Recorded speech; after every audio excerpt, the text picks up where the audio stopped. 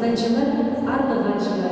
Дорогие гости, коллеги и друзья, мы рады приветствовать вас на открытии Международного культурного центра в Хакасии и старта Международного фестиваля героического эпоса «Герои, победившие время» от эпоса до наших дней.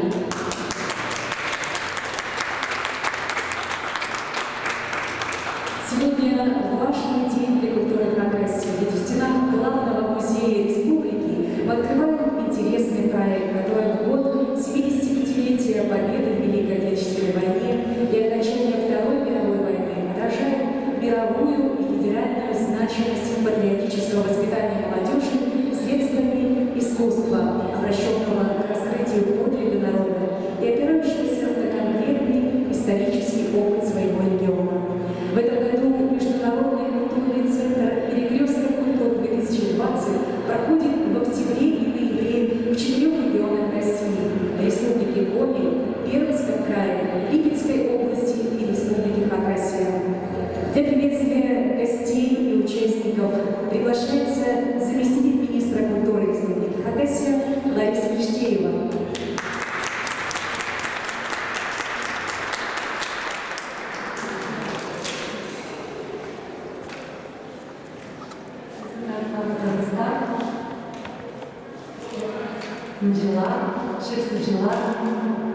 Здравствуйте, дорогие участники, гости данного события, друзья, учащиеся студенты, все те, кому дорого традиции, кому дорога культура нашей республики. Сегодня открытие этого фестиваля проходит в этом удивительном зале каменных изваяний. Сами менгиры, звучание Чадхана, такое сценическое воплощение живого эпоса, оно создает атмосферу музыкально-поэтическую, историко-лирическую и философско-созерцательную. Эти причины разных времен словно дотрагиваются до нашей души и, погружая нас в историю, задают вопрос: кто вы?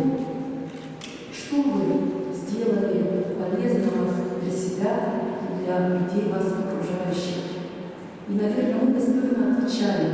Мы потомки народа, который умел любить, ценить красоту. Мы потомки народа, который создал удивительную, уникальную культуру и смог донести до нас. И, знаете, вот создается такая единая линия времен и пространства. Именно такой способностью аккумулировать в себе время-пространство, создавать одновременное время, говорить с эпохами, вот такой способностью обладает эпос. Недаром фактически у каждого народа является фундаментом, пластом, духовной книгой. И, собственно, я, когда смотрела оживший эпос, я вновь убедилась в том, что, наверное, высшая ценность эпического повествования заключается в ее простоте. Богатырь-герой, он рождается в великом роду, он себя формирует как личность, крепкую, сильную, духовно чистую. Он побеждает в себе некие свои недуги, находит ответы на вопросы. И вот такой крепкий, он может защитить свою семью, защитить свой род, территорию своего государства, но и, собственно, преобразовать окружающий мир. И если говорить о хакасском эпосе, то я позволю процитировать слова одного из великих ученых, тюркологов Василия Васильевича Радова. Путешествуя, он запечатлел такие слова: «Пожалуй, господство эпоса я нашел только у 2 народов тюркского происхождения. И одним из таких народов он назвал минусинских абаканских татар, проживающих в Верховной Енисее. Он говорил о нашем хакасском народе, чем мы гордимся. А далее Василий Васильевич продолжает: я вижу, что способность поэтической поэзии сохранена до сегодняшних дней. Эти слова были опубликованы в вступительной статье к 5-му тому образцов народной поэзии тюркских времен, изданной типографией Императорской академии наук в 1868 году. И я убеждена, что спустя 150 лет мы сохранили эту способность к поэтической поэзии, а я бы сказала более, к музыкально-поэтическому мироощущению и в необычайной потребности духовного освоения материальной окружающей действительности. И свидетельство тому тот фестиваль, на открытии которого мы сегодня с вами присутствуем. Я верю в то, что герои прошлых сказаний Ай-Ялгучи, Ай-Долы, Ай-Кучин, Алтынары, Хак-Чигей, Алычус, Алыбхан и другие богатыри, они оберегают традиции эпического повествования, помогают современным исполнителям героических сказаний. И я убеждена, что хайджи прошлых времен, как сегодня было поэтически сказано, взглянув на синее небо, услышав журчание ручья, почувствовав дыхание родного ветра, это Семен Прокофьевич Кадышев, юбилей которого Хакасия празднует в этом году, и Петр Васильевич Кубежеков, и много таких великих кайджи, я боюсь всех не перечислить, это Исаиян Баркаяков, Симон Бурнаков, это Павел Тадамов, Константин Баскоев, Алексей Ямов и многие другие. Они продолжают помогать нашим сказителям. Я думаю, они благословляют этот фестиваль, который проходит у нас на территории Республики Хакасия. Они благословляют и исполнение горловым пением, а сам хай поэзии поможет всем нашим участникам фестиваля в создании имеющихся эпических сказаний и в создании своих новых. Все творческие энергии получат удовольствие от общения с искусством, с эпосом, друг с другом в добрый путь. Спасибо.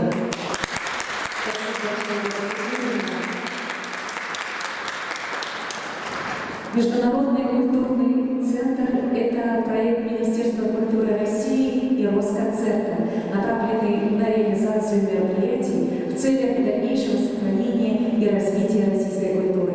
Сегодня наши гости и экспертом от Федерального министерства культуры выступает заслуженный работник культуры Российской Федерации Юлия Большакова. Юлия Александровна, добрый день, дорогие друзья. Я очень рада, что именно Хакасия вошла в программу Международного культурного центра, осуществляемого Министерством культуры Российской Федерации, потому что культура Хакасии, с которой я уже встречаюсь в первый раз, она действительно не просто живая, она созидающая, вдохновляющая и соединяющая человека с природой, миром, космосом и примиряющая его с самим собой. И то, что сегодня в этот раз в количестве тем, я хочу сказать следующее. У каждого времени есть свои вызовы. Нынешний год МКЦ проходит поднимая местные региональные важнейшие компоненты, тем не менее под эгидой 75-летия победы в Великой Отечественной войне. И это соединяет героизм велическим прошлого с героизмом, который существует и в наше время. Это не только память о войне и тех испытаниях военных, которые испытывала наша земля, но это еще и понимание того, что героизм требуется от человека сегодня, может быть, в большей степени, чем в иные времена. Я принадлежу русской культуре и прошу прощения, я процитирую сейчас русских старцев, которые говорили так: в последние времена не будет героических подвигов монахов. В последние времена не будет такого явного героизма, когда людей ждут на кострах, они вынуждены пытают железом, ну вот все, что как станет святыми на Руси и в православном христианском мире. В последние времена все будет гораздо сложнее. В последние времена не будет подвигов, но все будут болеть. И это не приговор. это понимание того, что у нас сегодня тоже идет война. Она невидимая. Она страшна тем, что она страхом может парализовать душу, сердце. Она, особенно для молодых, может вызвать определенные депрессивные настроения. И сегодня, как никогда, важны такие события, которые открываются сегодня здесь. Потому что во все времена не красота спасает мир, а культура, которая несет любовь и созидание. И поэтому мы были очень, как сказать, переживали. Состоится ли в Липецке, перед этим был Липецке, состоялось. Еще до вчерашнего дня было непонятно, будет у нас Хакасия или не будет. Открываемся. И то, что открываемся, позволит созидать в это сложное время, потому что это невидимый враг, похожий на этих черных врагов, которые сегодня танцевали в мире, это то, что требует от нас нашего внутреннего человеческого героизма. Не безрассудства, но умение противопоставить этому нашу созидательную силу, нашу культуру. И истоки этого в героическом прошлом каждой нации, каждого народа. И главная задача Международного культурного центра, в рамках которого будет и прекрасная конференция 2 дня, и все фестивальные события, и обучение пению, и сказители будут. То есть все, что будет происходить, это все наш ответ пандемии. Мы не сдаемся, мы созидаем, мы собираем свои жизненные силы, и пока у нас есть вот это созидание, нас ничто не передвижет. Поэтому я желаю, чтобы в этих условиях, когда надо носить маски, держать расстояние, наша творческая созидательная энергия, которая будет здесь концентрироваться всю неделю, даст силы для созидания и победы над этим невидимым врагом. Спасибо.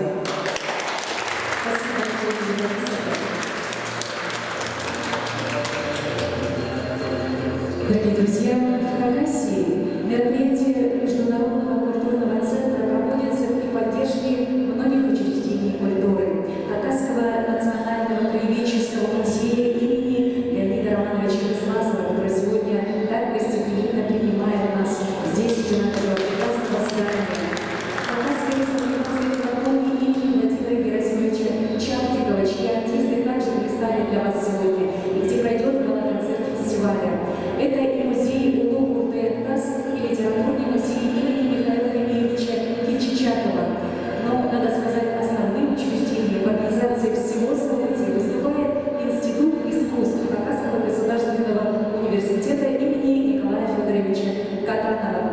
К микрофону приглашается директор Института искусств Хакасского государственного университета имени Николая Федоровича Катанова, кандидат культурологии, заслуженный работник культуры Российской Федерации Светлана Окольникова.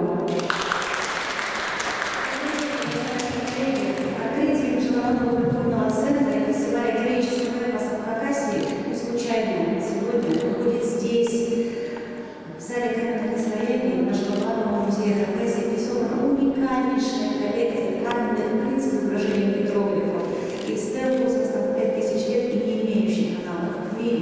И вот эта мощнейшая энергетика, которая сохранила многовековую историю хакасского народа, она сегодня дает нам мощный импульс познания, изучения всех тайн, событий греческого прошлого нашего народа.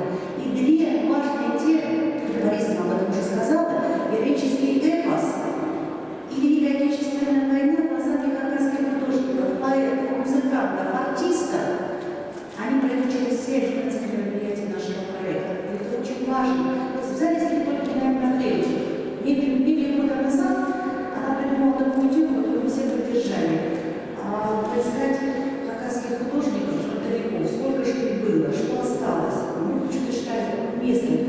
19 временами художников в Хакасии, которые писали во время войны, после войны, мы нашли эти работы, мы сделали роскошную выставку. И сейчас нам как это проект подумать, потому что столько писателей, поэтов, музыкантов,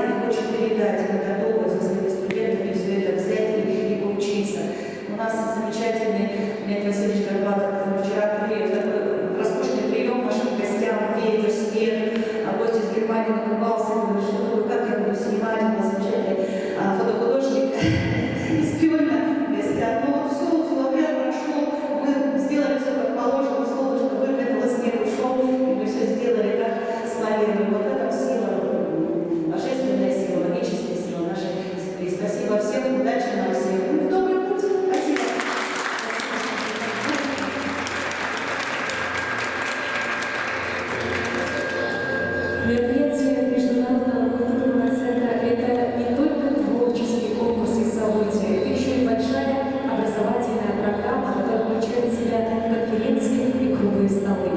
Для приветственного слова приглашается Чингиза Ламаша, доктор философских наук, главный редактор журнала «Новые исследования Дуры», ведущий научный сотрудник Калмыцкого научного центра Российской академии наук.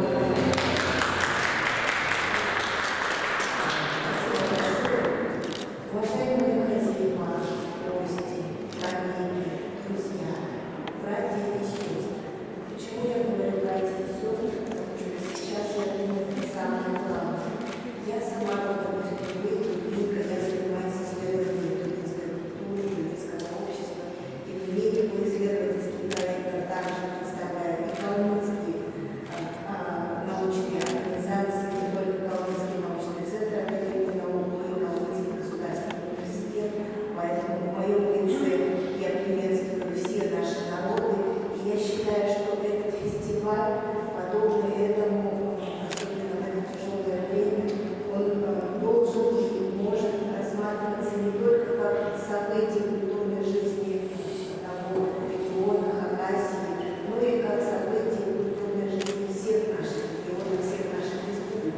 Потому что подобные фестивали, они обращают наш взгляд в наше общее прошлое, в нашу природу, в наши корни и позволяют нам вспомнить о том, что мы являемся братьями и сестрами. И я очень надеюсь, что этот фестиваль пройдет замечательно. Вот как сейчас у нас есть уже замечательно чувствуется и хозяйственный подход, и творческая задумка, и замечательное окружение, то есть организация на высшем уровне. Я очень надеюсь и желаю этому фестивалю и многочисленным мероприятиям больших успехов, хороших достижений, новых встреч, знакомств и белой дороги нам всем. Спасибо большое.